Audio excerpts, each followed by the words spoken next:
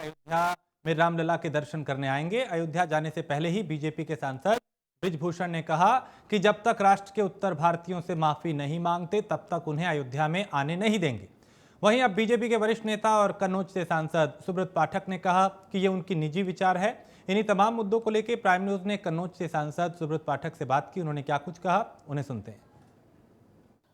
राज ठाकरे 5 जून को अयोध्या दौरे पे आने वाले हैं और श्री राम के दर्शन करने वाले हैं, लेकिन उससे पहले ही विवाद हो चुका है।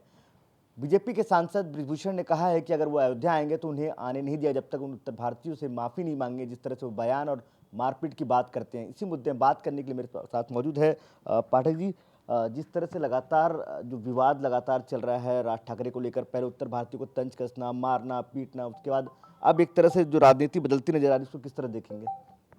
नहीं, देखिए, राज ठाकरे ने पाप तो किया ही था। ये तो कोई कहने की बात ही नहीं है। जिस प्रकार से वो गरीब कमज़ोर लोग जो उत्तर भारतीय जो उत्तर प्रदेश से, बिहार से, मध्य प्रदेश आदि ऐसे राज्यों से गए थे और उनके साथ में जिस प्रकार से वहाँ उनका उत्पीड़न हुआ और केवल वो छोटा-मोटा काम करते थे, उनका उत्पीड़न किया जाता था, तो ये तो दुर्भाग्यपूर्ण बात है।